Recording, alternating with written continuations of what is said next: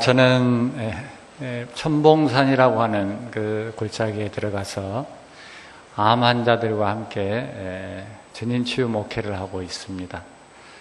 이런 사역을 하기 전에는 여러분도 익히 잘 아시는 두레마을의 김진홍 목사님을 도와서 두레장학재단과 연구원 책임자로 일을 했었습니다. 제 자신의 건강이 좋지 않아서 요양차, 공기 좋고 물 맑은 곳을 찾다가 보성 녹차밭이 있는 천봉산에 내려가게 됐습니다. 내려가서 제가 암 환자를 어떻게 돌보고 있는지 여러분들이 좀 먼저 궁금해 하실 것 같아서 저희들 생활 사진을 여러분에게 먼저 좀 소개해 드리고 강의에 들어가도록 하겠습니다.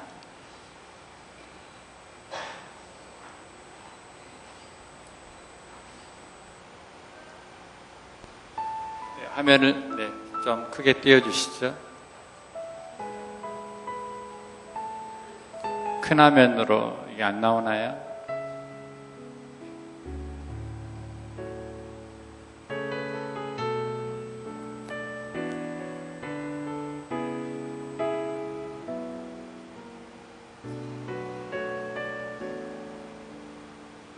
이건 제가 쓴 책이고요.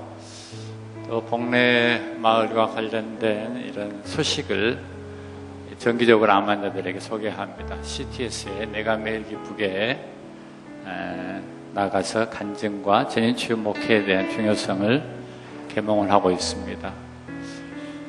여기 앞에 불을 좀 꺼주시면 화면이 더 선명할 텐데요.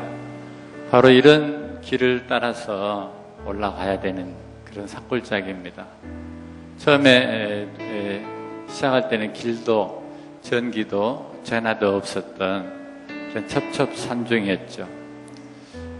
하나님께서 암 환자들을 섬기라는 그런 특별한 사명 주셔가지고 그분들 위해서 숙소를 짓고 예배당을 짓고 여기는 최신식 건물입니다. 황토로 된 건물인데 아주 환자들이 좋아하는 그런 숙소입니다. 앞에 사방댐 공사까지 이렇게 마무리가 됐습니다. 가장 환자들에게 중요한 것은 자연 그 자체 아니겠습니까? 그래서 봄, 여름, 가을, 겨울, 사계절에 정말 그 풍성한 하나님의 사랑을 자연을 통하여서 경험할 수 있는 천혜의 장소라고 보면 됩니다. 전국에서 공기가 가장 맑은 곳 중에 한 군데입니다.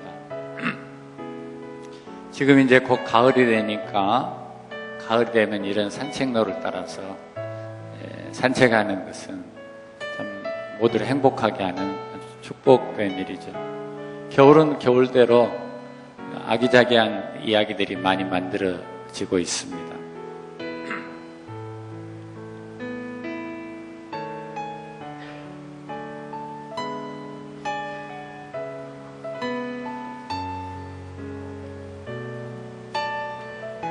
암, 세 사람 중에 한 명이 중기의회에 발견됩니다.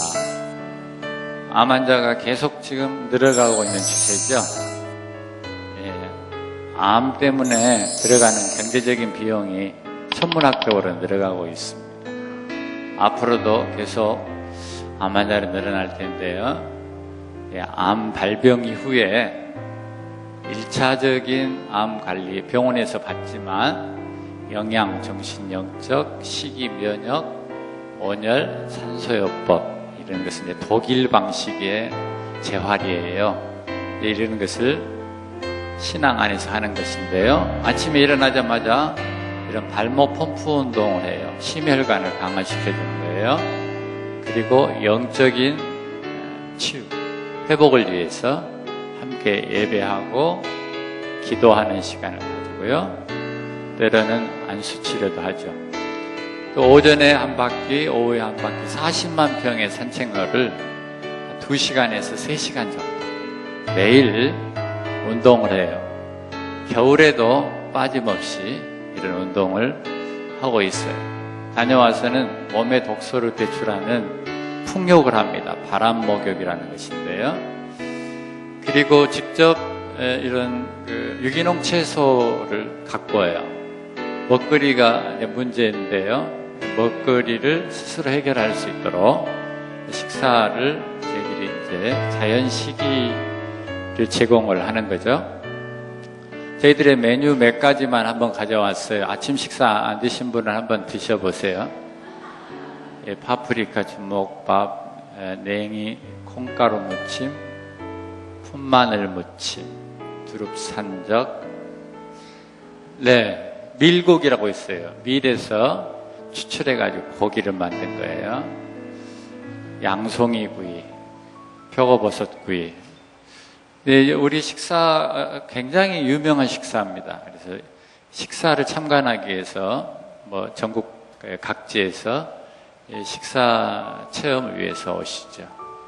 병원에서 또 오셔가지고 이런 콩요리, 이 콩요리가 단백질, 아주 좋은 단백질 원이기 때문에 이런 식사 관련해서도 저희들이 그동안 이제 환자들에게 이것을 서비스를 하다 보니까 많이 개발을 한 거예요. 은행, 견과류, 또 이런 과일. 맛있게 드셨어요? 교육하는 시간입니다. 의대 학장님, 또 병원장님 이렇게 들어오셔가지고 각 분야의 전문가들이 교육을 하는 거예요. 암에 대해서 또 한방의 관점에서도 교육과 상담을 병행을 하고 있어요. 그리고 한쪽에서 이렇게 또 한방 숙등, 또 침 이런 것을 하고요. 아로마 카이로프라틱, 손으로 몸을 만져주는 거죠. 그리고 암은 냉병이기 때문에 몸을 따뜻하게 하는 게 아주 중요해요. 그래서 이런 전신 온열요법, 그리고 암을 위한 특수 재활체조를 저희들이 또 만들었어요. 그래서 매일 이것을 함께 하는 거예요. 저녁에는 예배를 마치고 중환자들, 어려운 분들 위해서 사랑의 중보기도를 매일 드리죠. 그리고 이제 예술적인 표현을 통해서 마음을 회복을 돕기 위해서 여러 가지의 미술이나 음악이나 또는 연극 이런 활동을 할 수 있도록 프로그램을 제공을 하죠. 가장 좋아하는 게 이렇게 흙을 직접 만지면서 작품을 만드는 것을 아주 좋아하세요. 아마 사람이 흙으로 지어졌기 때문에 자신이 연약했을 때 가장 가까이 하고 싶은 물질 중에 하나일 거예요. 운동만 별도로 하고, 이것은 칼라 테라피, 명상과 이런 여러 가지 운동을 같이 색깔과 함께 치료하는 그런 방식이에요. 무엇보다도 중요한 건 사랑이죠. 다 애롭고 힘든 인생길을, 특히 암으로 고통 중에 사랑의 공동체 안에서 기적을 경험하는 아주 중요한 그런 시간들을 보내고 있습니다. 전문가들 위해서, 목회자나 의료인들 위해서 포럼을 개최를 하고 있어요. 1년에 한 차례씩 연초에 하는데, 이게 다 초청되신 분들은 우리나라에서 각 분야의 최고의 전문가들, 권위가 있는 분들 모시죠.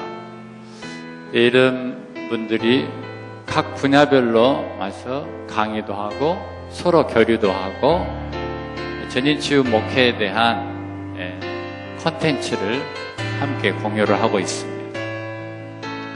간호대학 학장, 이분은 김수지 박사는 우리나라에서 간호학 박사 1호입니다.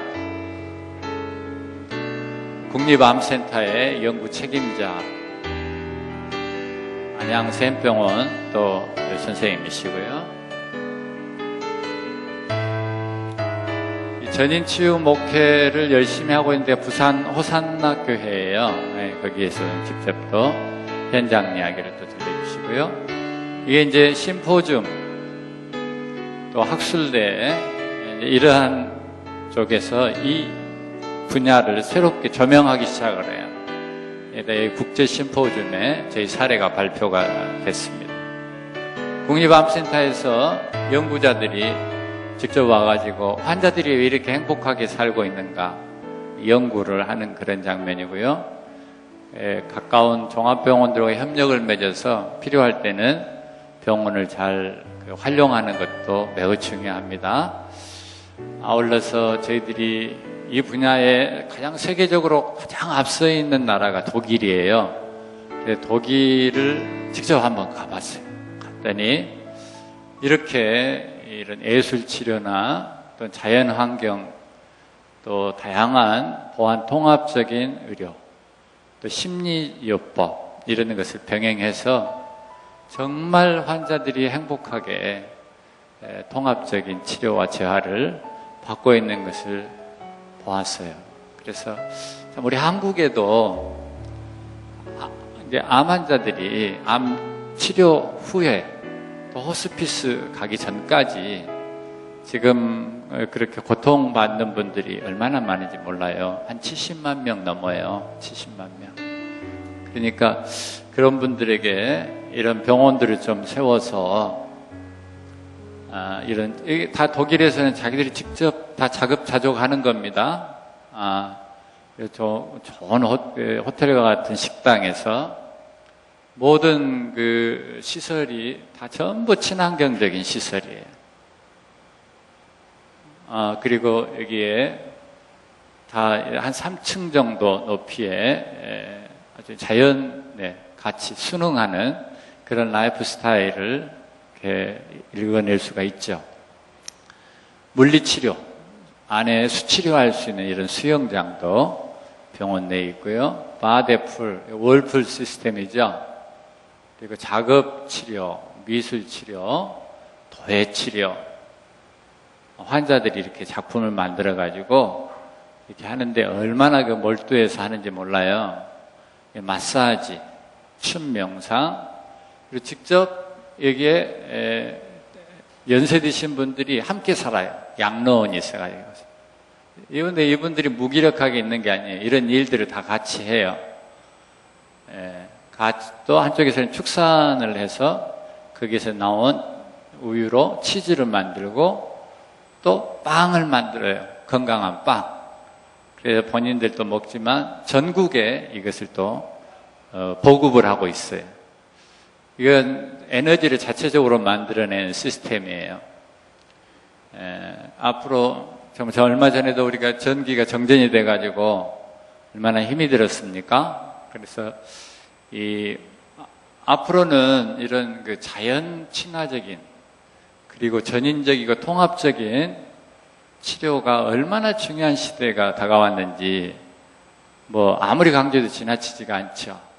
그래서 저희들이 계획은 이런 병원을 짓는 것, 그리고 연구소를 설립하는 것, 그리고 교육을 하는 거죠. 이런 내용을 교육을 하고 함께 모여서 할 수 있는 공동체 마을, 그리고 여기에서는 이런 약초를 스스로 재배하는 거죠. 채소나 이런 것을 재배해서 환자들, 그리고 또 도시에 사는 사람들에게 이게 보급을 해주는 거죠. 여기 이제 전체 이 산을 생태공원으로 만들었어요. 지금까지는 1차 치료 후에 아무런 대책이 없어요.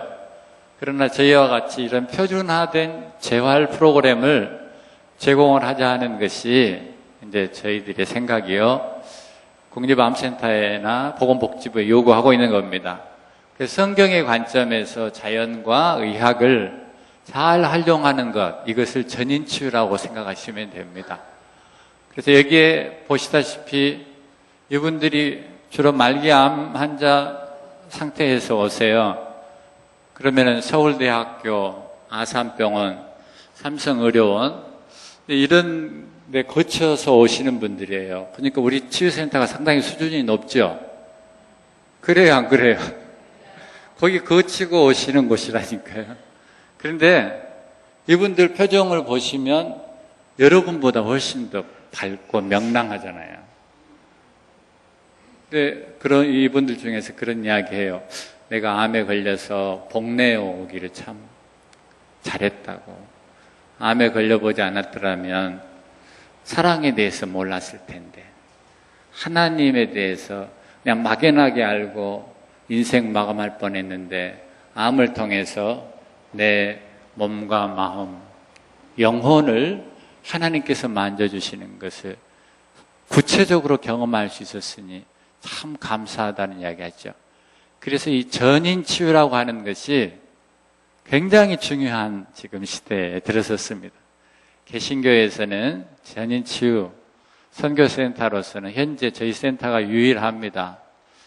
앞으로 이것을 이제 자꾸 보급을 하기 위해서 이렇게 먼 거리도 제가 이제 와서 교육도 하고 계몽도 하고 그러는데, 여러분들도 좀 가깝죠? 여기 경기도 좋은 산천 가까운 곳에 이런 전인치유센터를 한번 꿈꾸어서, 이 시대에 만성질환자들이 얼마나 많습니까? 생활 습관을 바꾸지 않으면 안 돼요. 기도도 하고 병원도 도움 받아야 되지만 더 중요한 것은 라이프 스타일을 바꾸는 것이 이제 더 중요하다는 거죠. 자, 오늘 제가 이제 그것과 관련해서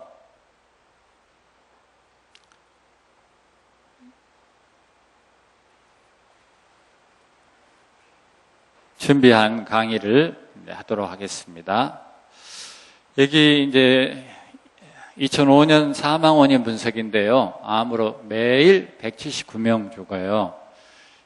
지금은 훨씬 더 많은 분들이 암으로 이렇게 돌아가고 계시는데, 1999년부터 2007년까지 이렇게 통계를 내봤더니 남자가 48%, 여자는 76.5%나 더 증가했다는 통계가 나왔어요.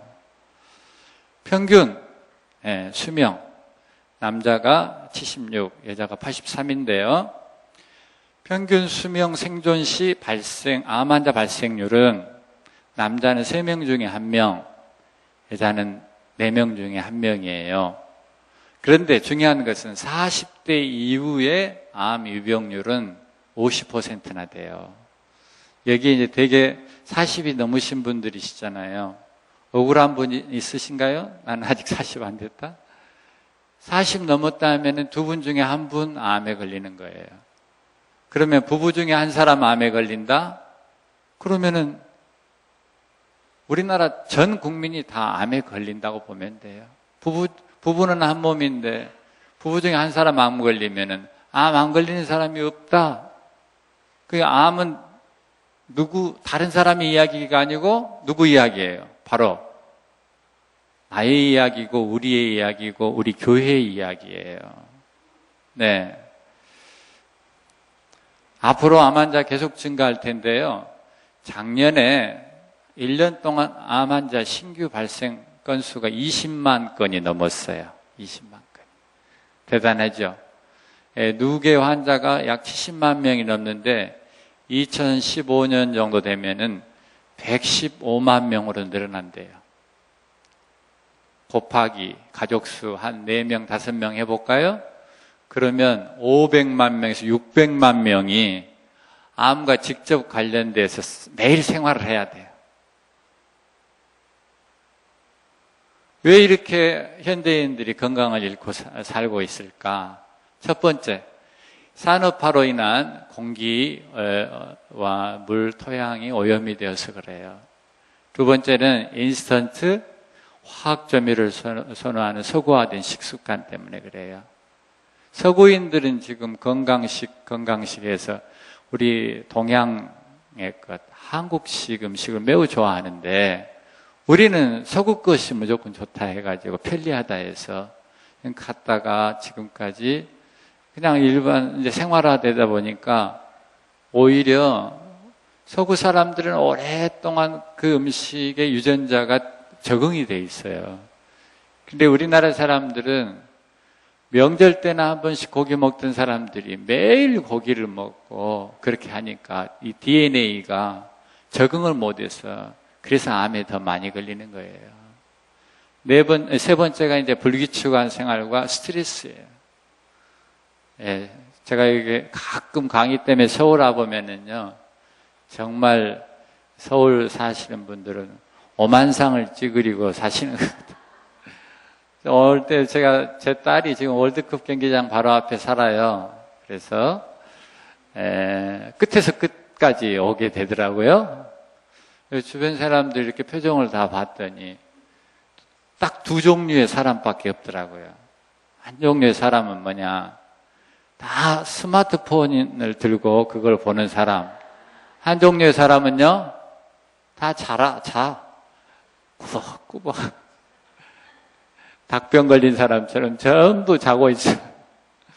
두 종류의 사람들이 모여 사는 게 서울이구나.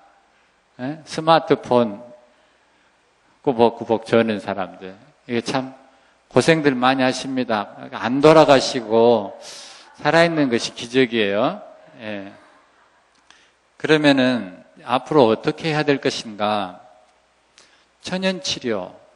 이것은 이제 생활의학이라고 보시면 돼요. 식생활, 스트레스, 운동 부족을 개선해야 돼요. 그리고 현대의료, 심리치료 활용할 수 있어야 되고요. 근본적으로는 영성치유를 통하여서 하나님이 원래대로 창조하셨던 DNA의 정보를 회복시키는 일을 해야 돼요.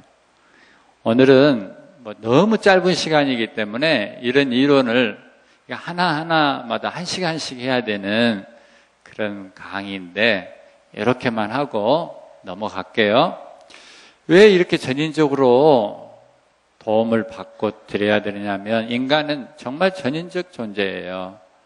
이 정신과 영, 이것을 심령이라고 그러겠죠. 심령에 문제가 생긴다.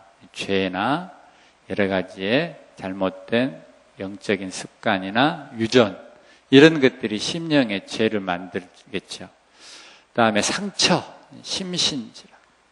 마음의 상태가 몸의 병을 일으켜요. 몸이 마음을 또 좌우해요. 분리된 게 아니라는 거예요. 그리고 개인뿐만 아니라 공동체가 함께 영향을 주고받아요. 사회, 또 자연 안에 내가 들어가 있는 거예요. 자연이 온난화가 된다. 그럼 내가 혼자 잘 살 수 있나요? 안 되잖아요. 그래서 이것을 전체로 심령의 문제, 심신, 심사회 환경까지 전부 아울러서 치유의 대상으로 보고 그것을 진단하고 처방하고 그것을 개선해 나갈 수 있도록 돕는 일이 이 시대의 교회에서 얼마나 관심을 가지고 해야 되는 중요한 일인지 몰라요. 자, 이 자연을 여러분들이 먼저 보고 계시는데 이런 하나님이 원래 창조하셨던 이 에덴 동산이 이런 모습이에요. 여기 지금 폐암 말기 암 환자인데요. 치과 의사예요. 광주에서 투병하실 때 산소호흡기를 끼고 다녔어요. 간이 산소호흡기. 근데 저희 센터에 오셔서는 호흡기를 벗고 다녀도 숨 쉬는데 아무 지장이 없는 거예요. 그래, 여러분들 참 대단하신 거예요. 호흡기 없이 그냥 다닐 수 있는 게. 이렇게 공기가 중요한 것을 저는 이분 폐가 특히 안 좋은 분들은 정말 쉽게 그걸 느껴요. 저희들이 산속에 깊이 들어가 있는데 그냥 밑에 마을하고 저희 산하고 또 공기가 다르다고 그래요. 우리는 잘 모르죠. 폐암 환자들은 너무 잘 알아요. 그래서 왜 암 환자들이 산으로 가는지 저는 이해를 해줘요. 자연 속의 생물은 병들지 않아요. 병사하는 법이 없어요. 그런데 그 생물, 그 동물까지라도 인간이 키우면 인간이 앓는 병을 똑같이 알아요. 하나님 방식으로 살아야 되는데 인간이 똑똑하다고 해가지고 인간의 방식으로 뭔가 만들어낸 것이 오히려 병을 만들어내고 있다는 이야기예요. 대표적으로 언제 그렇게 우리가 지렁이 같이 땅속에를 왔다 갔다 했어요?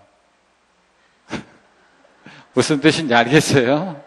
사람은 그냥 땅 위를 걸어 다니도록 되어 있지 언제부터 땅을 파가지고 지렁이과로 속해 있냐고요. 아주 머리 잘 쓴 것 같아요. 그러나 그 안에 들여다보니까 이렇게 이산화탄소 오염 현황이 5배에서 10배나 높아요.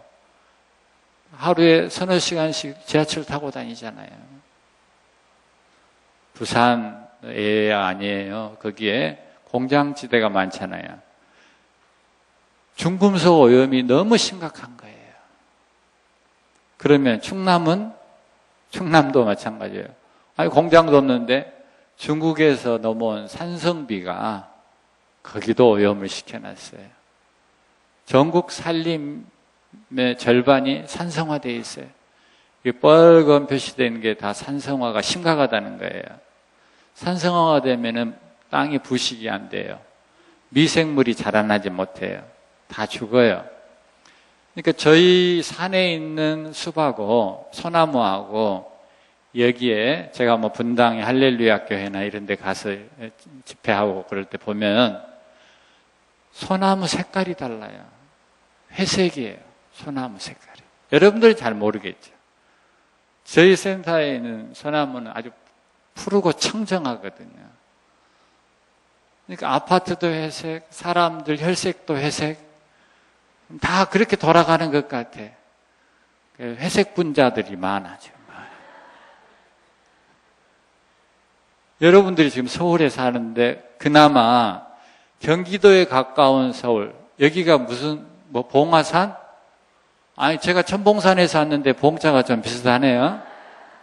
여러분, 산 밑에 사는 것, 그 축복으로 아십시오. 여기서 좀 떴다고 강남으로 가지 마시고, 여기서 계속 살아야 돼요.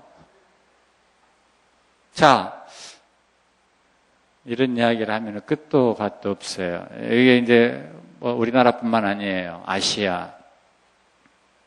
전 세계적으로 이런 온난화 때문에 새로운 바이러스들이 창궐 하고 있어요.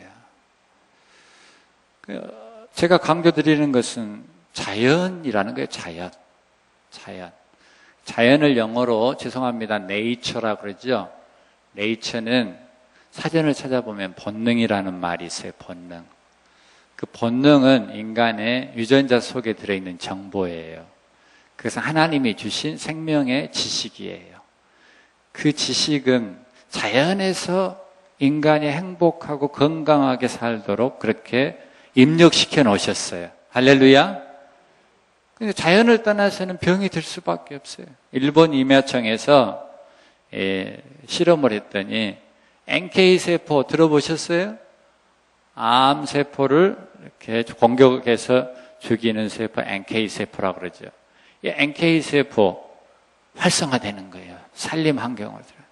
최근에 산림청에서 고려대학, 인제대학 같이 협력해가지고 고혈압 환자, 암 환자, 산림치유 경험시켰더니 매우 좋은 효과가 나타났다는 것을 이번에 입증해서 발표까지 했어요.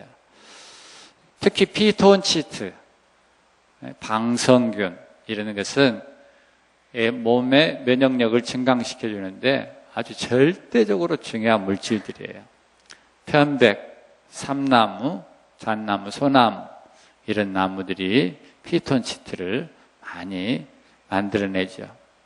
그리고 음이온이 높은 곳이 아주 좋은 곳이죠. 산, 폭포, 바다 이런 것은 음이온이 높아요. 근데 도시 환경은 아무래도 좀 음이온 수치가 낮아요. 보세요. 폭포가 5만이죠? 산 8천 쭉 내려가다 보면요. 도시 200, 사무실 20, 차 안 10. 요즘에 얼마나 아파트 안에 갇혀 있고 차 안에 갇혀 있습니까? 이렇게 생활하면서도 병 안 들기를 바란다고 하는 것은 하나님의 법칙에 안 맞습니다. 자, 음이온 효과를 여러분 보셨고요. 특히 자연에서 산책을 하게 되면 햇볕을 쬐게 되죠. 이거 지금 논문인데요. 햇볕을 쬐게 되면 비타민 D가 활성화됩니다. 내 몸 안에서. 미국에서 이 하버드 대학에서 실험한 거예요. 하버드에서 했다 해야 믿어주니까 제가 좀 자료를 갖고 온 겁니다. 92년부터 2000년까지 9년에 걸쳐서 폐암 환자 456명을 대상으로 수술을 하고 난 뒤에 충분히 그 사람들에게 햇볕을 쬐는 군과 햇볕을 쬐지 못한 군을 비교를 분석을 했어요. 그런데 5년 뒤에 여름철에 수술해서 햇볕을 많이 쬐는 환자들은 72%나 살아남았어요. 근데 겨울철에 수술한 환자는 29%밖에 살아남지 못했어요. 별로 놀라는 사람이 없어요. 이게 40% 정도 차이 난다는 건요, 의학계에서도 놀랄 일이에요. 항암제 새로 발견했다? 그러면 1개월 연장, 2개월 연장 이 정도거든요. 그래도 해보실래요? 막 자꾸 그렇게 하는 거예요. 그런데 햇볕을 많이 쬐는 환자는 이렇게 오래 살아있고, 그렇지 않은 환자는 대부분이 죽었잖아요. 70%가 죽었잖아요. 하나님께서 우리에게 주신 햇빛은 가장 좋은 치료제인 것을 믿으시기 바랍니다. 우리 청소년들이 이런 햇볕을 쬐을 수가 없어요. 아침에 일찍, 지금 자녀 교육과 관련해서 제가 말씀드리는 겁니다.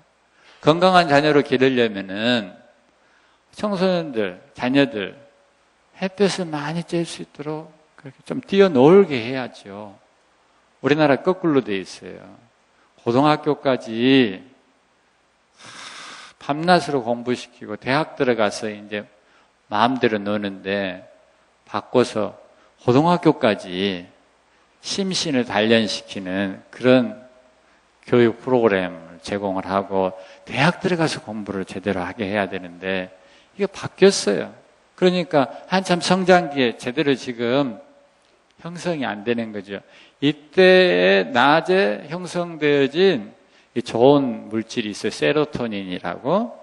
이게 밤에 10시부터 새벽 2시까지 멜라토닌으로 바뀌어요. 호르몬입니다. 멜라토닌은 수면을 유도해 줄 뿐만 아니라 항암 작용을 해주는 중요한 물질입니다.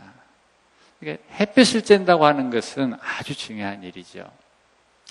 그래서 우리는 이제 암 환자들하고 같이 매일 이렇게 산책을 하는데 따라서 하세요. 걸으면 살고, 누우면 죽는다.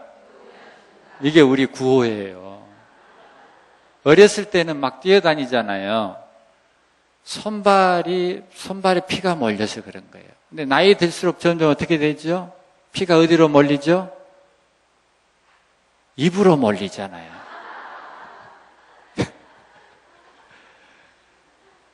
입으로 몰리는 거예요. 안 움직이는 거예요. 동양 사람들은 자기 안 움직이고 밑에 사람들 시켜서 뭐 해주는 거 이걸 무슨 대접받는 것을 생각을 하죠. 이게 잘못된 생각이에요. 연세 드실수록 더 움직이고 더 몸을 유연하게 만들어야 되죠. 그러니까 매일 최소한 하루에 1시간 정도는 1시간 30분에서 1시간 정도는 걸으셔야 돼요. 가장 안전한 운동 방법이잖아요. 운동하라 그러면은 꼭 러닝머신을 찾아. 그래가지고는 딱 사다가 한 달 뒤에 가보면은 빨래나 널어놔 있지. 별로 하는 사람도 없어. 걸으시라니까요. 걸으셔. 우리는 이런 운동을 아주 중요하게 생각하기 때문에 아주 운동 전문가를 모셔가지고 이 스트레칭이 아주 중요합니다.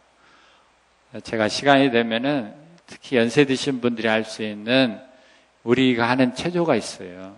이런 체조를 사실은 이런 프로그램 끝나고 좋은 자연에 나가가지고 전부 이 체조를 같이 한 30분이면 하는데 산소로 공급해 주는 거예요. 피부, 모세혈관, 구석구석까지. 그래서 노폐물을 또 배출해 주고 좋은 것을 내 몸에 넣어주는 이거 다 자연의 원리요. 하나님의 창조의 섭리입니다. 할렐루야. 이런 게 다 교회에서 해야 될 일이라니까요. 교회에서 모여서 말씀, 기도, 찬양, 그 좁은 의미의 영성이고 더 넓게는 모든 피조 세계가 하나님의 창조의 원리대로 되돌아갈 수 있도록 하는 모든 행위가 하나님께 드리는 예배인 줄로 믿습니다. 여러분 수준이 좀 안 되시네. 이거 굉장히 얼른 알아듣고 예배의 개념이 창조주 하나님 앞에 우리가 피조물로서 겸손하게 자신의 자리를 찾을 뿐만 아니라 모든 피조 세계가 그렇게 회복될 수 있는 축복의 통로가 되어야 하는 것이 바로 생활 영성입니다. 할렐루야. 그것을 위해서 이런 교육이 필요한 거죠. 손에 손을 잡고 아버지라고 외치는 장면인데요. 이렇게 운동을 하면은 암 환자도 재발이 잘 안 된다고 하는 논문을 여러분들이 이제 지금 보고 계시고요. 네, 이렇게 조용한 시간, 자기의 마음을 다스리는 시간을 갖는 건 아주 마음의 운동이라고 보시면 되죠. 생각이 뇌파를 만들어요. 그래서 펑션 MRI라고 하는 기계를 통해서 측정을 해보니까 이렇게 델타, 데이터, 알파, 베타, 감마 파장이 나오는 것을 확인할 수 있었어요.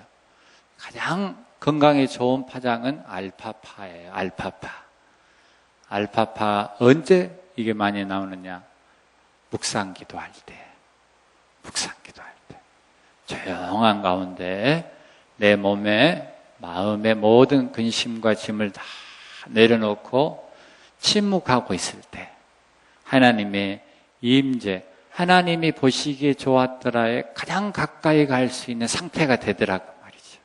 할렐루야.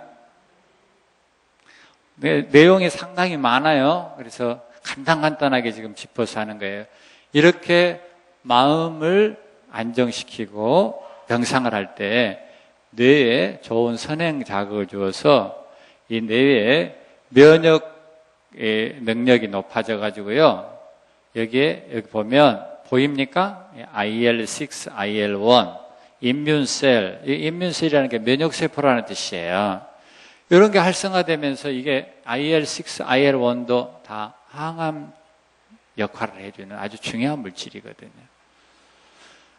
원자력 병원에서 암 환자들 대상으로 설문했어요. 당신이 왜 암에 걸린 것 같습니까? 거의 대부분의 암 환자들이 나 스트레스 때문에 그런 것 같습니다. 스트레스가 1번입니다. 똑같이 음식 먹고 해도 스트레스로 받아들이는 사람과 받아들이지 않는 사람 차이가 이렇게 나는 거예요.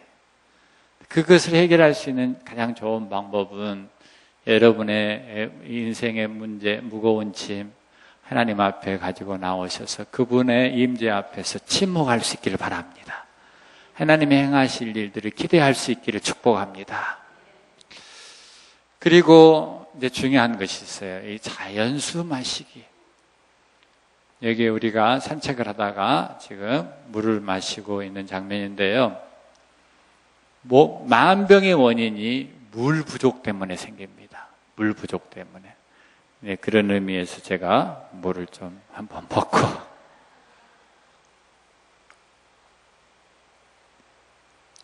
저도 강의를 하면 알게 모르게 스트레스를 받잖아요. 그래서 물을 많이 쓰는 거예요, 내 몸에서. 그래서 여러분보다 더 목이 더 많이 마르죠. 이건 이제 자동차로 보자면 기름에 해당되죠. 기름 없이 어떻게 차가 굴러갑니까? 여러분의 몸은 70%나 물로 구성이 되어 있습니다. 여러분의 몸이 체질이 산성화되어 있다? 물이 산성화되어 있는 겁니다. 체질을 바꾸는 가장 빠른 방법은 물을 바꿔주는 것이겠죠. 물이 여러분의 생명에 관련된 정보를 전부 전달하고 있습니다. 벤맨 갤리지의 물치료의 핵심이다 하는 그런 책이 있어요. 관심 있는 분은 그 책을 한번 열어보세요.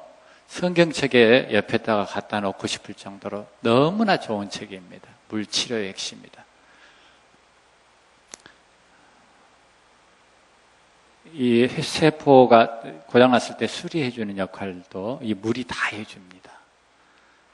병도 예방해주고 마음의 불안과 근심, 초조 이것도 물을 마시면 해소가 됩니다. 간단하게 말하자면 해당되지 않는 게 없어요. 오죽했으면 예수님도 내 배에서 생수의 강이 넘쳐 흐르리라 그렇게 표현하셨겠어요? 그 배는 마음의 중심이죠. 영혼 중심에서 물이 생수에 강이 흘러넘치리라. 가장 생명이 충만해지리라. 할렐루야. 생명이 가장 충만한 상태를 생수의 강이 흘러넘치리라. 그렇게 표현하셨단 말이에요. 육체로 그것을 적용한다면 얼마나 물이 우리의 생명에 직결되는지 여러분들이 이해를 하시겠죠. 이 자세한 내용을 다 살필 수 없어요. 여기에 그런 내용들이 하나씩 있어요. 그리고 여러분들이 이제 아무래도 자매님들이 많이 계시니까 식생활 관련해서 말씀드려야 되겠네요. 지금 시중에 떠돌아다니는 식재료들이 문제죠. 왜냐하면 토양 자체가 지금 병들어 있기 때문에 그 토양에 있는 그 성분이 다 음식 재료로 들어가 있잖아요. 그것을 우리가 먹어서 내 몸의 성분을 만드는 건데, 근원적인 것부터 우리가 되돌이키지 않으면은 병을 예방하거나 극복하기가 어렵다는 생각을 하죠. 여기 인간 건강의 주요 문제는 전염병이나 영양결핍이 아니라 과잉 섭취, 영양 불균형 때문에 온다고 그랬어요. 이 히포크라테스 의사들이 선서하는 분이죠. 부적당한 식사로 인해 소화되지 않는 잔류물이 생기고 이 잔류물에서 생긴 증기가 몸 안에 머물러 질병을 일으킬 것이다. 우리 모두가 적당량의 영양과 운동을 줄 수 있다면 그것이 건강에 이르는 가장 안전한 방법이라는 것을 발견할 것이다. 모든 의사들이 숭배하는 의사 중에 의사, 이분이 이미 이런 말씀을 남겨놓으셨어요. 그래서 우리 안에 있는 자연적인 힘이야말로 진정한 병의 치료제다. 음식은 한쪽에 득이 되고 한쪽에 우리에게 실이 돼요. 무슨 이야기냐면 에너지가 필요하기 때문에 음식을 넣어줘야 되지만 한쪽으로는 노화 물질이 생성이 되어요. 흔히 말하는 산화가 일어나는 거죠. 활성산소가 많이 생긴다는 거죠. 그래서 가능하면 항산화 음식들을 많이 먹어야 되겠죠. 활성산소를 일으키는 음식은 배제하고, 아무리 좋은 음식도 과식하면은 그게 활성산소를 일으켜요. 그래서 한문으로 암자를 보면 입구가 3개가 들어가 있잖아요. 다른 사람이 먹을 것 뺏어서 3인분을 먹는 사람, 이런 사람이 이제 암에 걸린다고 보시면 돼요. 이런 걸 이제 이거 몇 사람이 먹어야 되죠? 하나, 둘, 셋, 7사람, 8사람이 먹어야 되는데 대개 이걸 가지고 3사람이 나눠 먹죠. 그러니까 3인분을 먹는 거잖아요, 지금. 그 다음에 햄버거. 요즘에 학생들이 많이 먹는 거죠. 이게 뭐죠? 치킨. 거기에다가 반드시 따라오는 게 있어요. 콜라. 짐승까지도 코카콜라에 중독이 돼가고 있어요. 얼마나 이 콜라 중독은요, 뭐 세계적이니까요. 콜라가 왜 문제입니까? 카페인이 많이 들어가 있어요. 카페인이. 청소년들은 이 카페인을 해독하는 능력이 부족해요. 이 카페인이 계속 쌓이는 거죠. 흥분 상태에 있죠. 그걸 안 넣어주면 못 견디는 거예요. 그래서 또 넣고 그래요. 그리고 비타민과 무기질 영양소를 없애요. 내 몸 안에서. 그러면 쉽게 피로해지고 식욕이 떨어지죠. 남은 당이 지방으로 전환돼서 비만이 돼요. 칼슘을 빼앗아 골다공증에 걸려요. 음료가 산성이기 때문에 치아에 에나멜층을 부식시켜서 치과 의사들에게 돈을 많이 갖다 줘야 돼요. 그리고 이런 콜라 계속 먹으면서 보세요. 콜라의 경우 100ml당 13g, 사이다에 100ml당 10에서 12. 아, 콜라는 안 좋고 사이다는 괜찮다. 아닙니다. 250ml 한 그 병을 먹으면 20g에서 32g 정도의 당분을 섭취하게 돼요.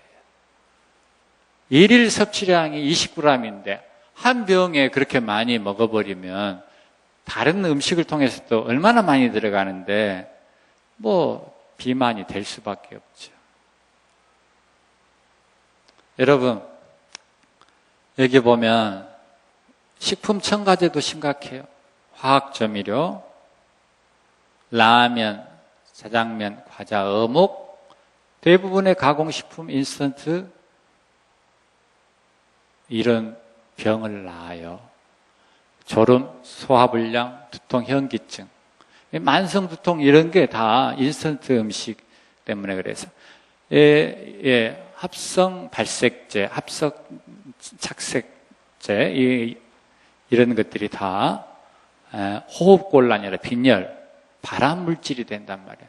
산화방지제, 식용유, 마가린, 버터 이런 게 다 우리 안에 아주 좋지 못한 발암 요인이 된다는 거죠.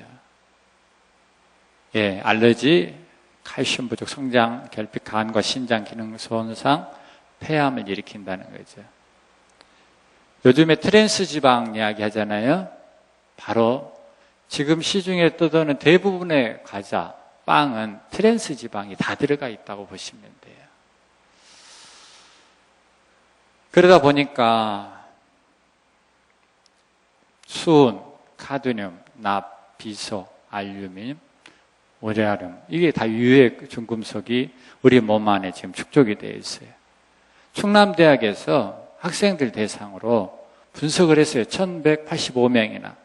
학습 저하, 탈모, 과행동증, 피부염, 두통, 식욕부진, 만성 피로, 빈혈, 변비 전부 이런 증상을 앓고 있어요. 청소년들이. 그 분석을 해봤더니 이런 중금속으로 전부 오염이 됐더라. 이걸 발표를 했습니다. 중앙대학교 부설초등학교 1학년부터 고등학교 3학년 800명을 대상으로 성적, 식단, 심리, 환경 등등등 분석을 해봤더니 15%가 ADHD, 뭐죠? 주의력 결핍증이죠. 최근에는 20%로 늘었어요. 제 친구들이 학교 선생님들이 많아서 가끔 모이는데 수업을 할 수가 없대요. 수업이 안 된대요. 정상적으로 학교 수업이 안 되는데 어떻게 성적이 올라가고 미래에 그 아이들이 이 사회를 짊어지고 나갈 수 있을지 너무 걱정이 된다는 겁니다. 여기 보시면 아토피도 많아요. 아토피 피부염이요. 초등학생 같은 경우 20%가 이미 넘었어요. 천식 뭐 말할 것도 없고요.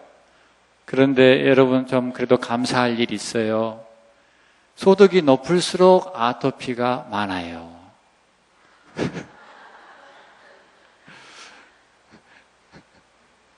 이 동네는 좀 중간 정도 되시죠? 중간이 좋은 거예요. 강 하나 건너면 그때부터 문제인 거예요. 제가 볼 때. 저한테도 상담하러 오는 사람 보면 막 큰 차 타고 벤츠 타고 막 이렇게 해서 아토피 걸려서 이거 어떻게 해야 되느냐 그래 옵니다. 차가 너무 집도 너무 좋은 공기가 밀폐돼 가지고 그 안에서 알러지 물질들이 소통이 안 되니까 그래 아토피 걸리는 거죠. 적당히 사시기 바랍니다. 너무 부자 되려고 하지 마시고 그냥 적당히. 그게 건강의 지름길이에요. 옛날에 이런 참 격언이 있었죠. 하루에 사과 한 개 먹으면 의사가 필요 없다. 기억나시죠? 예. 뭐 사과가 빨개지면 의사의 얼굴은 하얘지기 시작한다. 왜? 아픈 사람이 없으니까 돈벌이가 안 된단 말이에요. 그런데 이 말이 지금 틀린 것이 됐어요. 63년부터 92년까지 미국 농림부에서 비교 분석을 해봤더니 63년에 비해서 92년에 과일이나 채소나 모든 곡류에 50에서 70%, 80%까지 모든 성분이 떨어졌다. 이것을 확인한 거예요. 옛날에 사과 하나 먹었으면 되는데 지금은 사과 2개, 3개를 먹어야 되는데요. 안 되는 거예요, 이게. 미네랄, 이것도 역시 분석을 했더니 보세요. 48.5%. 나중에 보니까 철은 96%나 떨어졌어요. 그러니까 이렇게 철이 없는 것 같아. 96%나 떨어졌잖아요. 지금 우리가 웃을 일이 아니에요, 사실은. 이 사회가 다 철다곤이 없이 소를 보십시오. 이 자연에서 이렇게 생활하고 있는데 이게 사람이 욕심을 부려가지고 사육을 하기 시작한 거예요. 사육을 하면서 목초를 먹일 수가 없어요. 그래서 이제 여러 사료를 만들죠. 사료에다가 반드시 성장 촉진제랄지 항생제랄지 그걸 넓게 키우면 병이 안 걸릴 텐데 가다 키우니까 전부 그런 면역력이 약해지니까 또 그 병을 이길 수 있도록 항생제를 집어넣는다고요. 그게 고스란히 소나 돼지나 닭 살 속에 들어가 있고 여러분들은 그걸 지금 그대로 먹고 있거든요. 예외가 없어요. 전부 그런 걸 먹고 있어요, 지금. 그리고도 뭐 병 안 들겠다고? 그 양심에 철판 깐 사람이나 그렇게 생각하지. 병이 들 수밖에 없는 거예요. 이거 아무리 성경 백독해도 안 되는 거예요, 이건. 이렇게 먹고 있으면서 병이 안 들 수가 없는 거예요. 수입 밀가루, 지금 시중에 돌고 있는 빵, 전부 수입 밀가루 아닙니까? 방부제 들어가 있죠. 뭐 아주 그 자체가 문제입니다. 이거 다 뭐 때문에 이렇게 생긴 것입니까? 경제성과 편리성 때문에 생긴 것입니다. 사람들이 너무 값싼 거, 또 편리한 거, 그러다 보니까 영양, 미네랄, 비타민, 요소, 식이섬유, 주요 영양소가 전부 불균형 내지는 결핍되어 있단 말이에요. 가치관이 상실되어서요. 환경오염, 식품오염, 신체오염, 암을 비롯한 각종 불난치 질환이 발생됐다는 거예요. 그래서 이 가치관이 도대체 어떻게 붕괴됐느냐?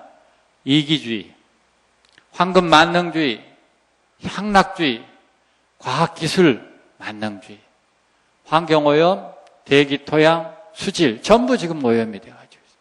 음식물 오염, 건강상실, 몸과 마음이 병들어. 여기서도 지금 병에 대해서 손들으라고 하면 전부 다 손들 겁니다. 근데 이제 귀찮아서 그런 것도 안 해요, 어디 가서. 다 손드니까. 뭐 물어보나 마나거든요.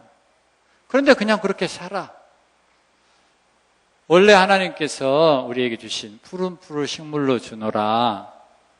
이 말씀에 불순종한 대가를 지금 치르고 있는 겁니다. 광우병이나 이런 것들이. 그래서 세포를 살리는 먹거리를 먹어야 된다는 거죠. 세포를 살리는 먹거리. 여기에 바로 그런 내용입니다. 이거 다 창세기 하나님 말씀이 아니에요. 창세기 하나님 말씀이 아니에요. 말씀대로 순종해야 될 거 아닙니까? 사도행전 2장 성령 충만함만 생각하지 마시고 그건 집을 짓는 거예요. 창세기는 뭐겠어요, 그러면? 기초를 닫는 거죠, 기초. 기초가 무너져 있는데 여러분 집 짓겠다고요? 어불성설이에요. 한국교회는 그게 지금 치명적인 약점이 되어 있어요. 기초 없이 집만 짓는 거예요, 지금. 이 세상을 향하여서 생명에 관한 기준을 제시하고 콘텐츠를 가지고 전도할 수 있는 아주 좋은 자원을 가지고 있음에도 불구하고 창세기는 딱 닫아놓고 사도행전만 맨날 제자 훈련이니 뭐니 해가지고 그것만 하고 있어요. 제자 훈련을 하려면은 창세기까지 하셔야 됩니다. 할렐루야. 창세기 하나님의 창조의 섭리를 깨닫고 어떻게 하면 피조물로 순종하여서 생명을 충만케 하고 그 충만케 하라고 하는 것을 세상에 소통시킬 수 있는 축복의 통로가 될 수 있기를 바랍니다. 그래서 저희들 주로 식단이 바로 이런 거죠. 이런 좋은 천연의 식사를, 자연을, 이 분야는 제 처가 전공을 했어요. 식품 영양학을 환자들 위해서 최근에 그 늦은 나이에 자기 원래 전공도 아닌데 그걸 편입을 해가지고 어렵게 공부를 마쳐서 이 분야는 이제 따로 자매님들에게는 특강을 따로 하고 있어요. 뿐만 아니라 이제 음악에 대한 이야기 좀 할게요. 이거 언제 보셨던 거죠? 이게 바로 자연의 음악을 들려줄 수 있는 아날로그 방식의 진공관 앰프예요. 진공관 앰프죠? 예, 이거 보셨어요? 턴테이블이죠. 이게 바로 아날로그 음악이에요. 이건 이제 CD, MP3 요즘에. 근데 이런 음악을 자연스럽게 이렇게 듣고 전하는 거 아주 좋아요. 여기 오늘 또 이 중창단이 찬양하고 또 이 가곡을 하셨는데, 내 영혼에 참 그 행복이 있었어요. 여러분도 그렇게 생각하셨죠? 예, 참 감사해요. 좋은 음악을 들을 때 몸속에 있는 물 분자가 이렇게 아름답게 바뀌어요. 지선상의 아리아나 이런 거, 비발디의 사계, 봄, 여름, 가을, 겨울, 그 계절마다 물 분자가 이렇게 바뀌어요. 시끄러운 음악을 들었다. 엉망진창. 몸속에 물 분자가 이렇게 엉망진창이 되는 거예요. 베토벤 교향곡, 전원, 이런 거 해야 된다는 거죠. 그래서 이제 신문에 나온 이제 저의 이야기인데, 턴테이블에서 흐르는 클래식 명약 못지않는 치유 능력이 있죠. 이건 제가 그냥 개인적으로 하는 이야기가 아니고 정신과 의사인 존 다이아몬드 박사가 실험을 했어요. 당신 몸은 거짓말하지 않는다. LP판, CD, MP3 또 직접 연주하는 거 해봤어요. 그랬더니 여기 그 다음에 이렇게 쭉 나와요. LP판과 직접 실현하는 연주는 몸의 근력을 강화시키고 세포를 건강하게 만든다는 거죠. 그런데 MP3를 듣거나 CD를 주로 많이 들으면 힘이 빠지는 거예요. 요즘에 여기에 보면 대구 경신고등학교 학생들 대상으로 모차르트 음악을 10일 동안 들려줬는데요. 아날로그 음악을 들은 학생의 반응 속도가 1.5903초예요. 디지털 음악을 들은 학생은 1.6772초예요. 이게 적은 차이인 것 같지만 아주 중요한 차이예요. 자연의 혜택을 받고 자라는 아이는 앞으로 위대한 일을 할 수가 있어요. 이 조그만 차이로.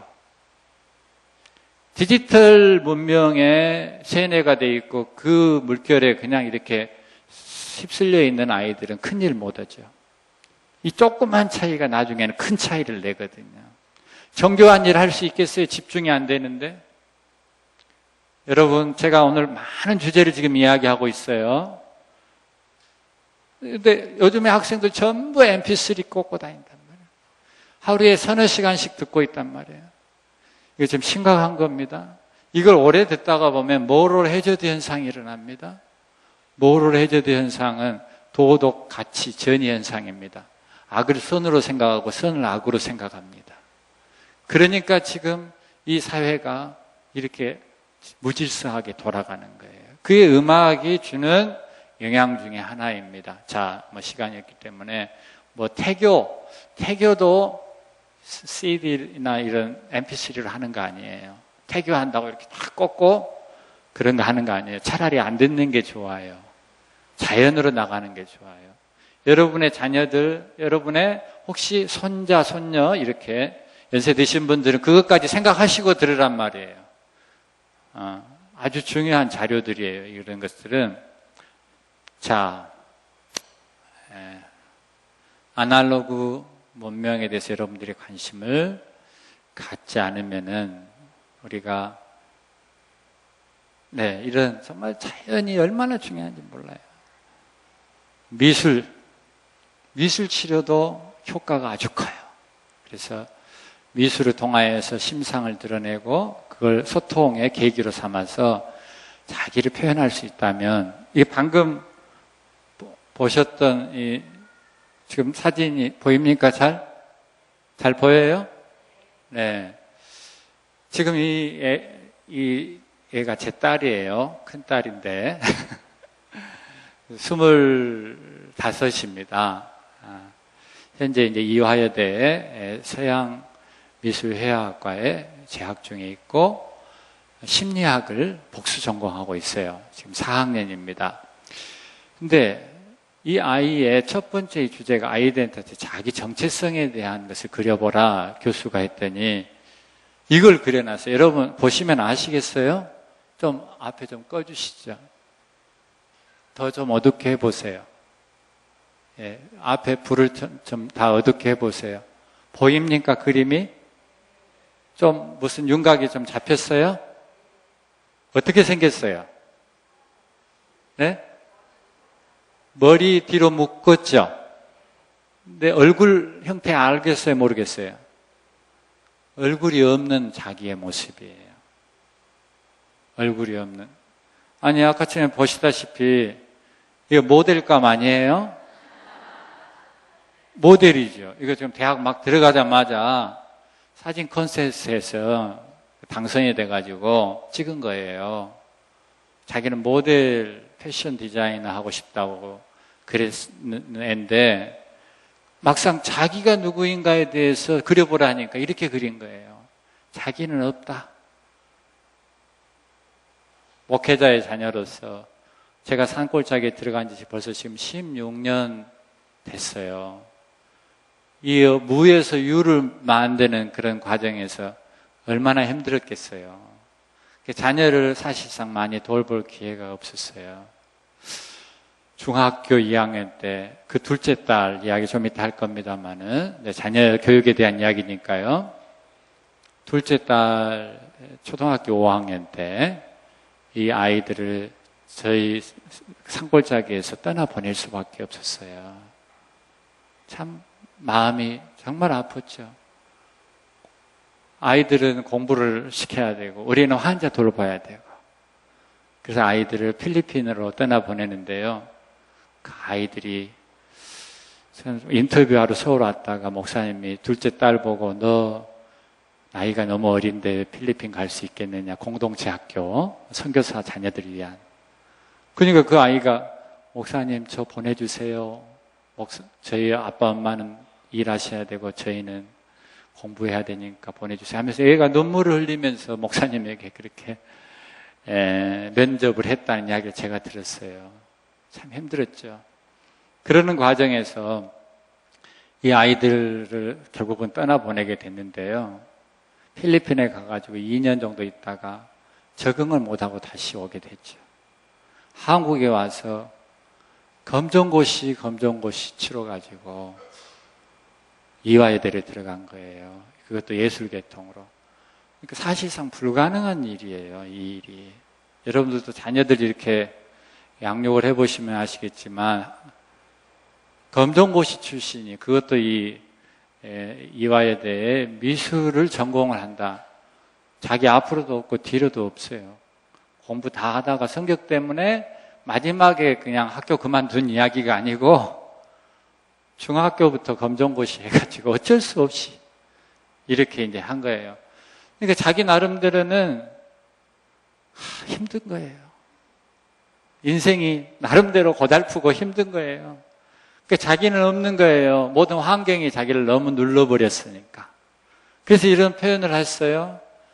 그런데 이 아이가 관심을 갖기 시작한 게 아빠의 또 이런 사역도 있고 그러니까 생명에 대해서 관심을 갖기 시작했어요. 이거 세포를 이거 세포들입니다. 세포. 이 세포를 그리는데 이게 제목이 뭐냐면 삭제예요. 삭제. 뭔가 좀 느낌이 오세요? 잠깐 한번 생각해 보세요.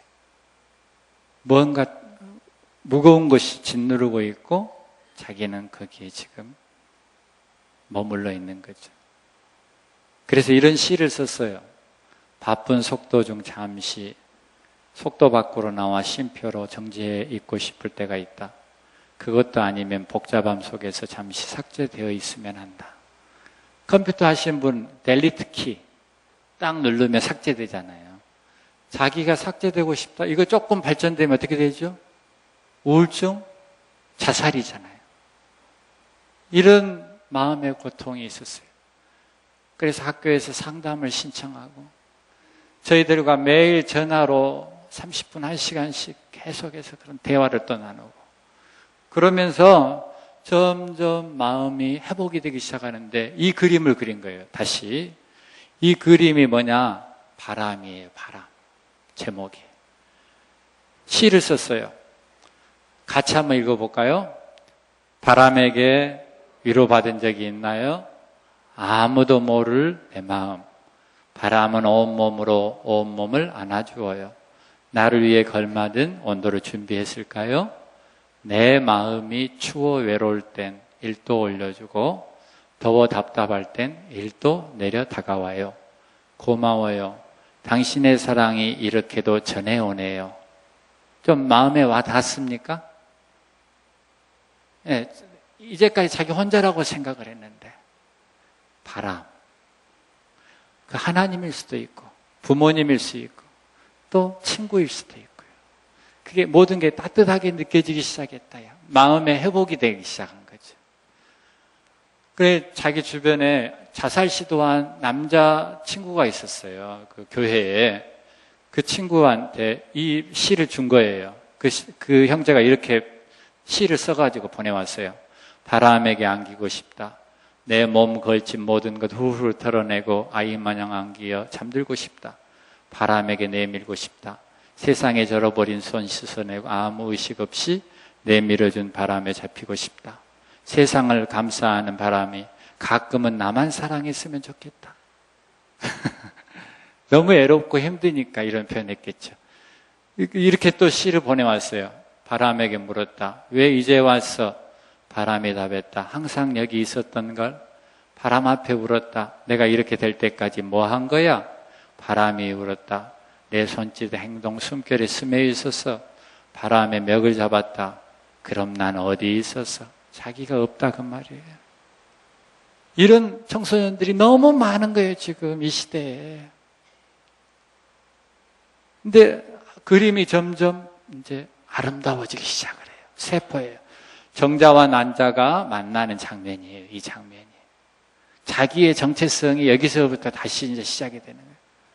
이건 골세포, 뼈세포를 그린 거예요. 이게 일반 붓으로 그린 게 아니라 자수로 이렇게 했는데 이게 A+ 맞은 작품이에요. 교수님이 아주 그냥 정말 칭찬해 준 작품이에요. 이것도 세포예요. 이게 다 보석 같은 영롱한 것을 다 표현을 했어요. 보석 하나하나로. 저한테 보내왔어요. 이건 자기 평생 처음이자 마지막이라고. 원래 서양회화니까 이건 잘 안 하잖아요. 섬유공예에서 하는 거거든요. 아빠에게 이걸 드리고 싶다고. 그래서 저에게 이걸 보내온 거예요. 이건 봄이에요. 봄. 이건 뭐냐? 관계와 치유예요. 이 색상을 교수님이 보시고 한국 사람 평균보다 10배 정도의 색감이 뛰어난 색상을 사용했다고 교수님이 칭찬해 준 작품이에요. 유럽 사람들의 색감 수준이 이렇대요. 자연에서 성장하면서 하나님의 사랑을 깨닫고 또 이웃에게 이렇게 늘 어려운 사람들이 위해서 봉사하는 모습을 보면서 비록 마음의 어려움과 고통이 있었지만 하나님의 사랑 안에서 이번에 졸업사진 한다고 이렇게 찍어서 보낸 거거든요. 혹시 좋은 신랑감 있으면 좀 지금부터 좀 신랑감을 구해야 되겠어요. 이 통합 의료에 관심 있는 좋은 자제분이 있으시면 좀 연락 좀 주십시오. 묶어서 이 전인치 통합 의료 선교를 세계적으로 좀 펼칠 수 있었으면 하는 그런 기대가 있어요. 본인도 어제 저녁도 오늘 아침에도 그런 이야기 나누다가 지금 왔어요. 이게 바로 뭔지 아세요? 바코드를 아날로그 방식으로 그린 거예요. 인간이 너무 기계화되어 있다는 거예요. 앞으로는 자연으로 돌아가는 운동을 펼쳐야 되겠다. 이게 자기가 나름대로 작품으로 형상화한 거예요. 바코드를 사람의 손으로 만드는.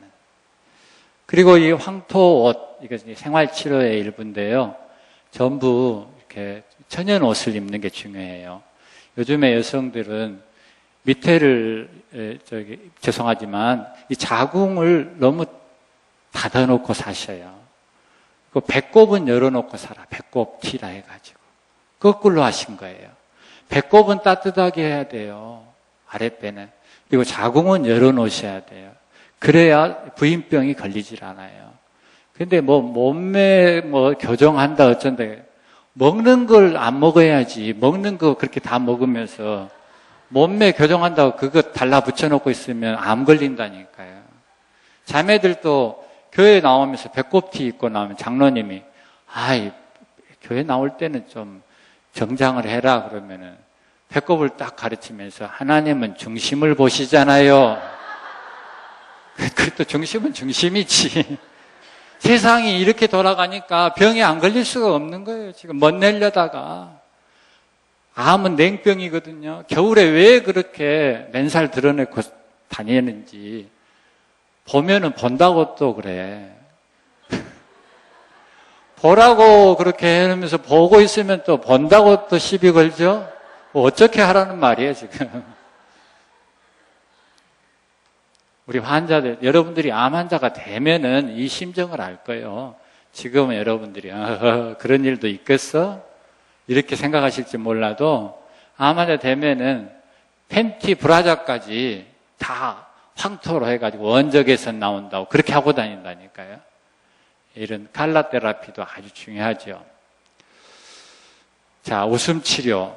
우리 아이들에게 늘 이렇게 좀 웃고 행복하게 지낼 수 있도록 유머를 생활화해야 돼요. 자, 웃어보자. 하하하.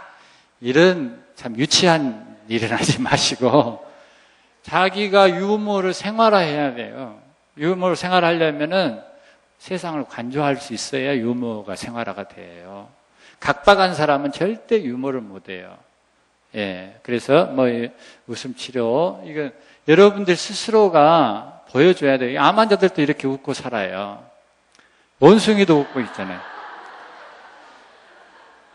그리고 털어놓기. 우리 암 환자들이 왜 암센터에서 전문가들이 와가지고 여기 다 1기, 2기 환자들이 모여있군요. 그런데 알고 보니까 3기, 4기거든요. 가장 큰 이유 한 가지를 꼽으라 그러면 많은 이야기를 한다는 거예요. 자기들끼리, 우리하고. 대화죠, 대화. 대화만큼 치료에 큰 도움이 되는 게 없어요. 근데 요즘에 청소년들, 자녀들과 여러분 대화하고 있습니까? 거의 1차적인 1단계 수준의 대화밖에 안 돼요. 밥 먹어라, 학교 가라. 너 꿈이 뭐니? 요즘에 너 애로사항이 뭐니? 너 앞으로 그 가치가 뭐니? 이런 좀 형이상학적인 이야기는 도무지 나눌 수가 없어요. 이 털어놓는 것, 대화하는 것이 얼마나 중요한 역할을 하는지 몰라요. 가장 근본적으로는 믿음이 중요해요. 우리 자녀들에게 있어서. 믿음이 결국은 이 세상의 학문을 성경적인 가치로 해석할 수 있는 능력을 길러줘야 되거든요. 성경적인 세계관과 가치관을 갖도록 해주지 않으면 세속화의 물결에 전부 다 넘어가게 돼 있어요. 그러니까 여러분이 아무리 믿음 생활 잘해도 자녀에게 가치관, 세계관을 심어주지 않으면은 안 되는 거죠. 그래서 이렇게 예배 참석하는 것, 기도하는 일, 또 나무 위에서 중보 기도하는 것, 이런 것을 어렸을 때부터 잘 이렇게 훈련을 해야 되는데, 이런 기도를 통하여서 서로 사랑의 사귐을 통하여서 하나님께서 부어주시는 생명의 축복이 있어요. 뇌에서 페닐에틸라민이 나와요. 페닐에틸라민이 그 도파민을 만들고 도파민이 옥시토신을 만들어요. 옥시토신이 그 유명한 엔돌핀을 만들어내요.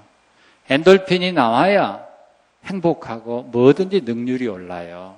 그럼 공부도 더 잘할 수 있게 되죠.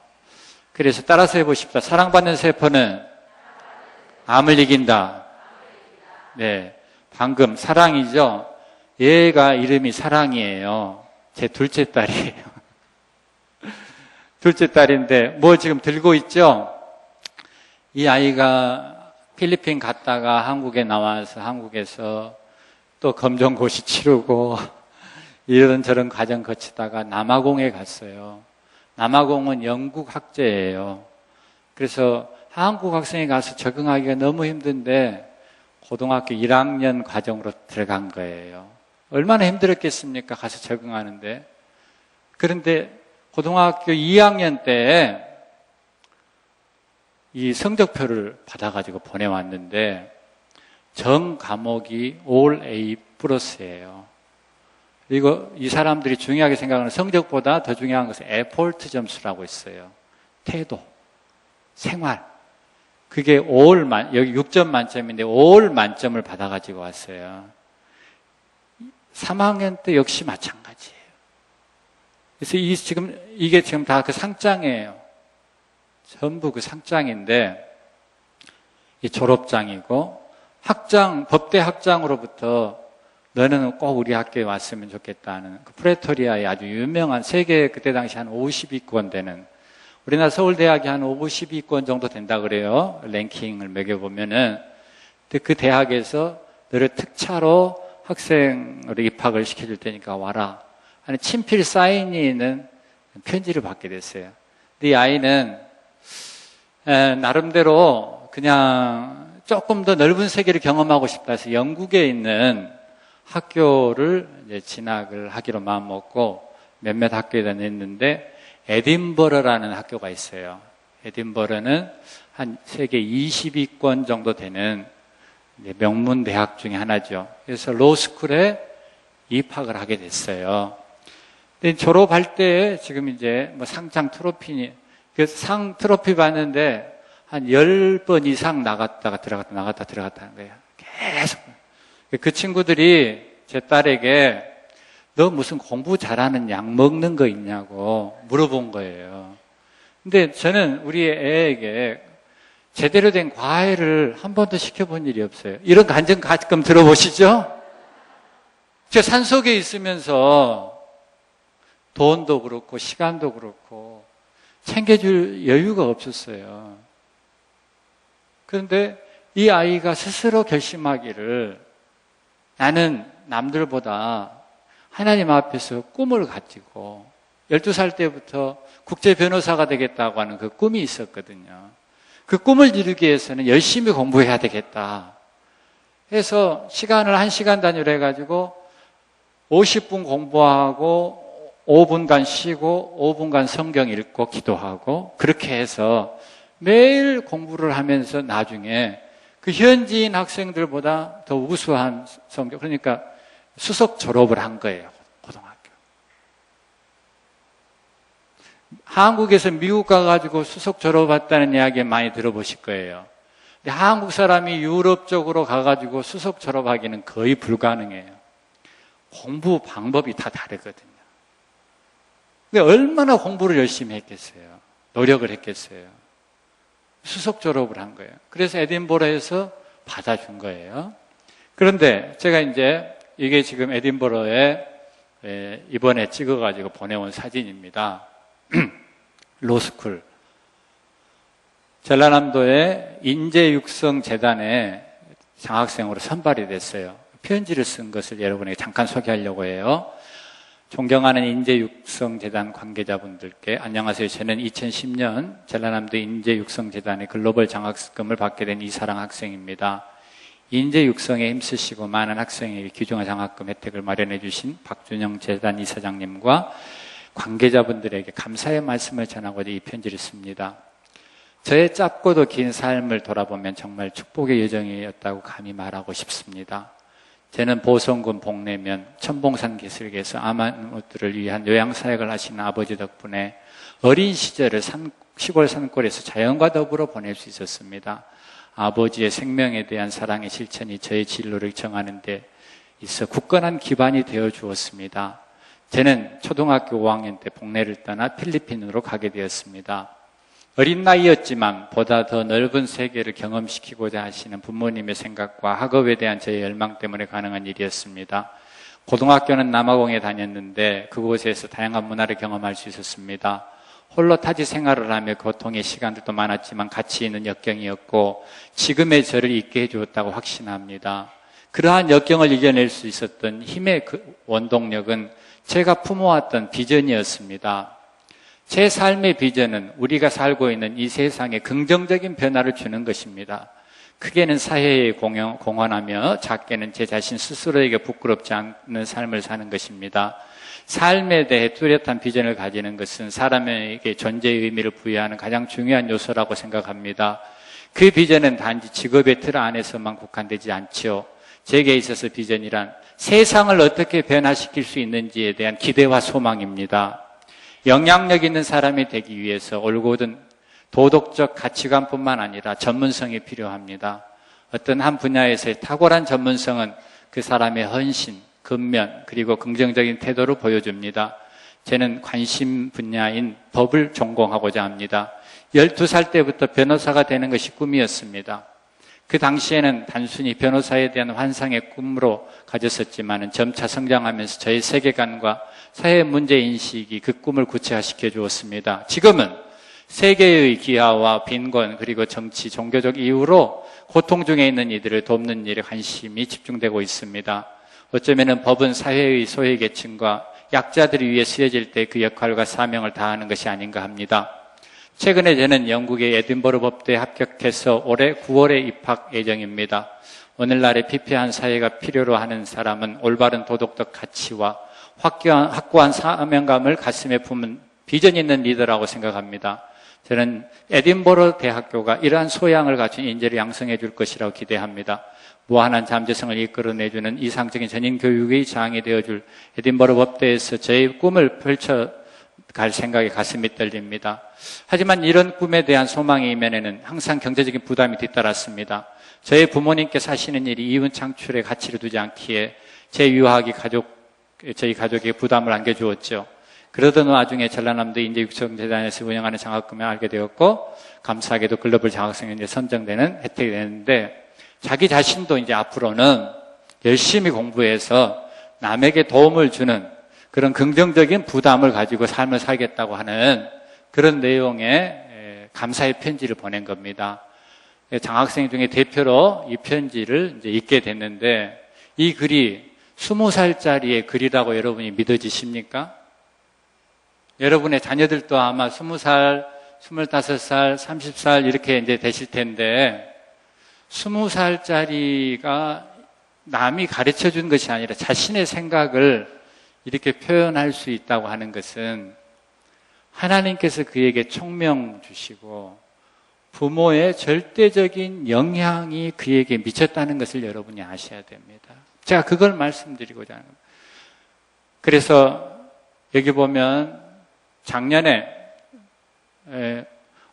부모님의 날이죠. 어버이날에 저에게 편지를 보낸 것이 있었습니다. 사랑하는 부모님께 엄마 아빠 어버이날을 맞이해서 이렇게 편지를 씁니다. 엄마 아빠께 너무 오랜만에 쓰는 편지라 어색하기도 하네요. 요즘 어버이날이 다가와서 부모님의 사랑에 대해 많이 생각해 봅니다. 그런데 부모님의 사랑에 대해서 생각할 때면 마음이 찡해져요. 엄마 아빠의 사랑을 넘치도록 받고 자란 저이기 때문이죠. 저에게 사랑을 해주신 것뿐만 아니라 제가 다른 사람들로부터 사랑을 받도록 양육해 주신 부모님의 지혜로운 사랑에 다시 한번 감사드려요. 아마 제가 결혼해서 아이를 갖기 전에는 부모님의 사랑을 전부 이해한다는 것은 불가능하겠죠. 그렇지만 부모님의 자식을 향한 사랑이 하나님의 인간을 향한 무조건적인 사랑과 가장 유사하다는 것을 깨달았어요. 그러기에 저를 향한 엄마 아빠의 무조건적인 헌신적인 사랑이 저와 하나님과의 관계에 있어서도 많은 영향을 주었어요. 하나님의 사랑을 마음껏 누릴 준비가 되었던 거죠. 어릴 적부터 엄마 아빠께서는 전인치유 사역을 개척해서 하시느라고 정말 고생이 많으셨죠. 그때는 제가 어려서 막연히 부모님이 고생하신다는 것만 알았지 무엇 때문에 힘드시는지 몰랐었어요. 하지만 지금은 조금이나마 그 역경이 헤아려지네요. 특히 아빠께서는 저희가 화순 순천에 있을 때 홀로 복내에서 얼마나 애로우셨어요. 가족으로서 고난을 함께 짊어지지 못한 것이 죄송스럽네요. 비록 복내에 있었던 어린 시절은 짧았지만 부모님께서 하시는 사역을 간접 경험하면서 삶을 바라보는 시각, 제 삶의 소명, 존재의 이유를 자연스럽게 깨우쳤어요. 제가 부모님과 함께 보낸 시간을 어찌 보면 길다고 할 수는 없겠죠. 필리핀과 남아공에 나갔었고 한국에 있을 때도 기숙사에 살았으니까요. 하지만 엄마 아빠께서는 말보다 삶으로 저희를 전인 교육을 해주셨어요. 사역을 통해 추구하시는 가치와 이상이 제 비전에 있어서 뿌리가 되어주셨고 환우분들을 향한 진실된 사랑과 희생이 제 삶의 철학, 즉 사랑의 실천을 빚게 해주었어요. 100번의 교육보다 삶으로 본을 보여주는 교육이 더욱 설득력 있고 진정성이 있다는 것을 느낍니다. 자녀들을 성공시키려고 온갖 투자를 하고 애를 쓰는 것보다 먼저 부모 자신들이 올바르고 가치 있는 일을 할 때에 자녀들은 저절로 그 길을 밟는다는 것을 왜 사람들은 깨닫지 못하는 것일까요? 그런 점에서 저는 엄마 아빠께 사랑을 실천하는 삶을 사신 것에 다시 한번 감사드려요. 제가 부모님과 떨어져 있을 때 하나님께서 정말 좋은 분들을 보내주셔서 저를 양육하게 하셨어요. 인격적으로 훌륭하신 분들이셨고 신앙심도 깊은 분들이셨죠. 그런 분들조차도 엄마 아빠께서 공급해 주시는 균형적이고 통합적이고 깊이 있는 내적 양식을 주지 못하셨어요. 그래서 제가 남아공에 있는 동안 훌륭하신 분들과 살면서 오히려 엄마 아빠의 훌륭하심을 더 깊이 깨닫는 그런 아이러니한 경험을 하게 됐어요. 그러니까 요즘에 자녀 교육을 한다고 해가지고 정말 하는 게 우리 아이의 눈으로 비춰봤을 때는 정말 아닌 거죠. 부모가 남의 자식은 턱으로 가르칠 수 있지만 내 자식은 내 이 뒷덜미로 가르치는 거거든요. 사실 말이 필요 없는 거거든요. 내가 그렇게 하나님을 사랑하고 이웃을 내 몸처럼 사랑하면 우리 자녀들이 그 모습 그대로를 따라올 수 있다는 그런 이야기를 제가 그 이야기를 제가 말해봐야 여러분들이 다 하는 이야기지 하니까 제가 저의 딸을 통해서 간접적으로 여러분에게 전달하는 거예요. 딸이 직접 경험했던 것이니까.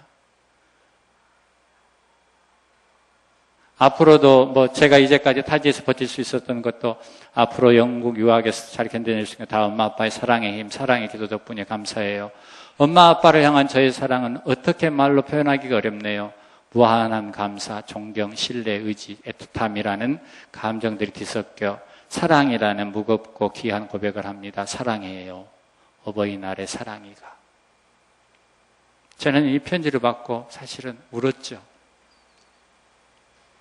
우리 아이가 이만큼 성장해서 아빠 엄마의 그 고충에 대해서 이해하고 또 올바르게 크려고 이렇게 나름대로 몸부림쳐서 이런 글이 나왔겠구나 싶으니까 울지 않을 수가 있습니까, 여러분? 그래서 이 부모와 자녀와의 관계를 비교를 해서 하버드 대학생들을 상대로 해서 건강과 관련된 연구를 했어요. 126명, 35년 동안. 어머님과 관계를 잘 맺지 못한 거, 아버지와 관계를 잘 맺지 못한 거, 이렇게 했더니 거의 절반의 사람들이 부모와의 관계가 좋지 않은 사람은 전부 병에 걸려 있어요. 부모와의 관계가 원활한 사람은 절반 정도만 병이 걸려 있었어요. 그래서 부모와의 관계, 하나님과의 관계, 그건 사실 같은 거잖아요. 하나님이 우리를 그렇게 사랑하신 것처럼 우리가 자녀들을 그렇게 사랑을 해야 되는데 하나님 방식으로 사랑해야 된다는 거죠. 제가 처음부터 끝까지 지금 말씀드린 건 하나님 방식으로 어떻게 자녀를 잘 사랑하고 양육하고 건강하고 아름답고 가치지향적인 인간으로 만든, 그게 바로 전인 교육이거든요. 전인 교육. 그래서 정말 여기에 나와 있는 것처럼 예수 그리스도의 십자가의 사랑 안에서 하나님의 사랑과 그 거룩한 영광을 우리가 체험하고 자녀들에게 그게 내가 말하지 않아도 그 사랑의 향기가 전해질 수 있도록 그렇게 하는 건데, 이건 제처거든요. 요거 이야기 이제 마지막입니다. 제처가 내조를 해주지 않았으면 제가 어떻게 이 사역을 지금까지 감당해 올 수 있었겠습니까? 제처의 사명이 10가지가 있습니다. 사명선언. 나는 여러분에게 좀 저도 추천하고 싶어요. 사명선언을 스스로 만들어야 된다고. 같이요. 시작. 예수님의 가르침을 따르기 위해 그분을 깊이 묵상하는 시간을 정기적으로 갖는다. 두 번째, 내 앞에 있는 모든 사람들은 신이 내게 보내준 스승이다. 배우는 마음으로 경청한다. 시작. 세상은 경험해야 할 것, 느껴야 할 것들로 가득 차 있다. 외부로 안테나를 세우고 호기심을 잃지 않는다. 네 번째, 인간은 다면적인 존재다. 내 기준의 잣대로 타인을 판단하고 강요하지 않는다. 다섯 번째, 가장 좋은 기운이 들어있는 자연 그대로의 음식만을 섭취한다. 여섯 번째, 규칙적인 운동으로 몸을 단련하여 이웃을 섬기는데 부족함 없이 한다. 일곱 번째, 가장 가까이 있는 형제 자매님은 나의 관심과 손길이 필요한 자들이다. 여덟 번째, 남편과 아이들을 섬기는 것이 사랑의 실천의 시작이다. 아홉 번째, 우리를 낳아준 양가 부모님을 최선을 다해 섬긴다. 열 번째, 오염된 환경을 회복시키기 위해 자연을 내 몸처럼 아낀다. 일회용품 사용하지 않기, 최소한의 소비로 쓰레기 배출하지 않기, 물 전력 아끼기. 그래서 저희들은 수건을 항상 갖고 다니지 일회용 티슈를 쓰지를 않습니다. 한 가지만 이야기하자면, 우리 아이들 사춘기 때 생리대도 천으로 빨아가지고 그것을 사용하게 했었습니다. 이 적은 일 하나하나에서부터 하나님의 말씀에 철저히 순종해야지 생활은 그냥 세상 사람처럼 똑같이 살고 교회에 나와서 제자 훈련만 열심히 받아서 세상의 빛과 소금 감당 못합니다. 대광교회, 제가 한문 뜻은 몰라요.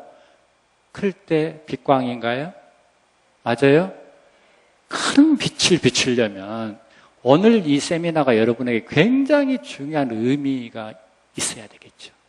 제가 지금 말씀드린 세상에 어떻게 어두워져 가고 있는, 생명이 연약해져 가고 있는 이 시대에 교회의 교인이, 교회 공동체가 어떻게 하면 하나님이 창조하신 그 질서에 순종했을 때 어떤 결과가 오더라를 여러분이 다 보셨잖아요. 이거 하지 않으면은 정말 말에서 말로 끝나는 거예요. 말에서 말로. 교인들이 말만 많다는 이야기도 있지 삶의 열매가 없다? 삶의 열매가 방금 제가 말씀드린 바로 이런 열매를 맺어야 된다는 거거든요. 누굽니까? 제 처보다 조금 이쁘지는 않지만 아름다운 입술을 가지고 싶으면 친절한 말을 하라. 사랑스러운 눈을 갖고 싶으면 사람들에게 좋은 점을 봐라. 여러분의 나눠드린 유인물에 이게 또 마침이 있더라고요. 참 신기한 일이에요. 제가 강의안을 미리 드린 것도 아닌데 날씬한 몸매를 갖고 싶으면 너의 음식을 배고픈 사람과 나누라. 아름다운 머리카락을 갖고 싶으면 하루에 한 번 어린이가 손가락으로 너의 머리를 쓰다듬게 하라. 아름다운 자세를 갖고 싶으면 결코 너 혼자 걷고 있지 않음을 명심하라. 사람들은 상처로부터 복구되어야 하며 낡은 것으로부터 새로워져야 하고 병으로부터 회복되어야 하고 무지함으로부터 교화되어야 하고 고통으로부터 구원받고 또 구원받아야 한다. 결코 누구도 버려서는 안 된다. 기억하라. 만약 도움의 손이 필요하다면 너의 팔끝에 있는 손을 이용하면 된다. 내가 더 나이가 들면 손이 두 개라는 걸 발견하게 된다. 한 손은 너 자신을 돕는 손이고 다른 한 손은 다른 사람을 돕는 손이다. 이게 크리스마스 때 자기 아들에게 준 편지입니다. 본인은 이 아프리카에 가가지고 이렇게 어려운 어린아이들 돕는 사역을 평생 하시다가 하늘나라에 가셨죠. 이게 바로 아름다운 이모작 인생 아니겠습니까?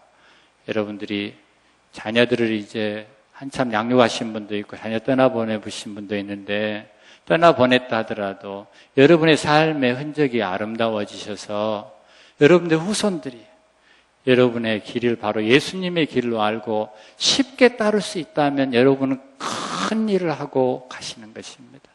저희 어머님은 지금도 교회에서 철야를 하십니다. 왜냐하면 저를 비롯해서 삼남 일녀가 전부 목회자의 길을 가고 있습니다. 선교사 전부 다.